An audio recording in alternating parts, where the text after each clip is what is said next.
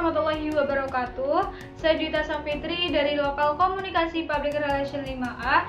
Di sini saya memenuhi tugas UTS mata kuliah Manajemen Krisis dengan judul Definisi dan Konteks Manajemen Isu. Baik, di sini saya akan menjelaskan 4 poin, yakni yang pertama ada pengertian isu, yang kedua jenis-jenis isu, yang ketiga sejarah perkembangan manajemen isu, dan yang keempat tahapan-tahapan dalam manajemen isu. Menurut Barry Jones dan Chase, isu merupakan sebuah masalah yang belum terpecahkan dan siap diambil keputusan. Isu merepresentasikan sebuah kesenjangan antara praktik korporat dengan harapan-harapan para stakeholder.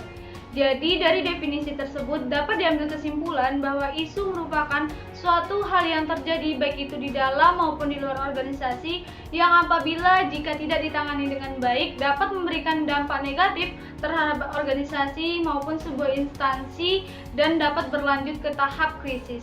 Selanjutnya ada jenis-jenis isu. Dalam tulisan Harrison pada tahun 2008, isu dapat diklasifikasikan menjadi 2 jenis, yakni yang pertama ada defensive issues dan yang kedua ada offensive issues. Defensive issues merupakan isu-isu yang cenderung kepada ancaman di mana dapat merusak dari reputasi sebuah perusahaan.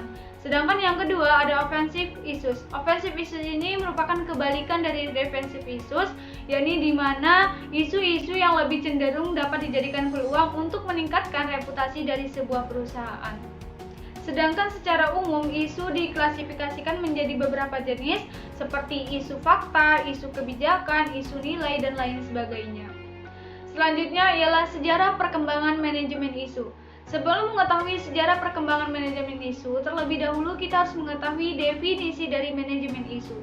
Manajemen isu merupakan sebuah proses proaktif mengelola isu-isu, tren, dan peristiwa potensial baik itu dari internal maupun eksternal yang memiliki dampak positif maupun negatif bagi perusahaan dan mengelola isu tersebut sebagai peluang untuk meningkatkan reputasi dari sebuah perusahaan.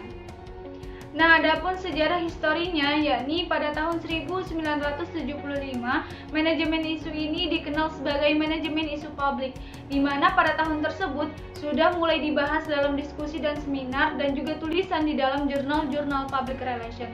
Sedangkan pada tahun 1977 banyak perusahaan-perusahaan besar mulai menganalisis dan mengidentifikasi mengenai manajemen isu ini untuk memperhatikan masa depan dari perusahaan. Selanjutnya masuk ke dalam tahapan-tahapan dalam manajemen isu. Pada dasarnya, pengelolaan isu merupakan proses identifikasi dan penyelesaian isu, di mana teori-teori tentang pengelolaan isu ini berkembang di Amerika Serikat pada tahun 1970-an tentang respon isu dan peringatan dini terhadap isu darurat.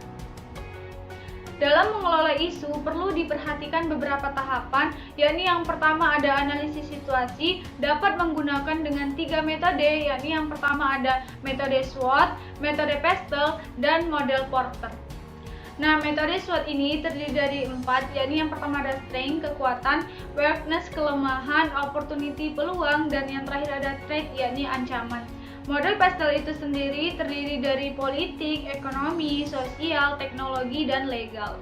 Sedangkan metode yang terakhir yakni model Porter, yakni di mana menganalisis negosiasi dari berbagai supplier, pembeli, pengganti produk, serta pedagang yang baru bahkan produk yang sudah ada.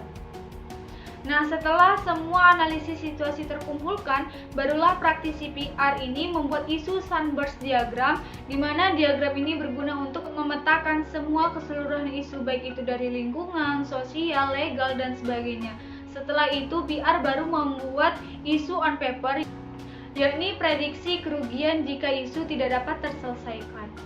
Langkah selanjutnya ialah membuat daur hidup isu, di mana di sini PR itu mulai melihat apakah isu tersebut sudah menjadi kasus atau bahkan sudah menjadi krisis. Kemudian membangun strategi resolusi termasuk rencana mitigasi. Nah, kemudian diikuti membuat rencana yang mencakup rencana stakeholder engagement, rencana advokasi, dan rencana komunikasi. Berikutnya, eksekusi rencana solusi isu. Terakhir, membuat laporan proses penyelesaian isu dan isu pun dapat terselesaikan.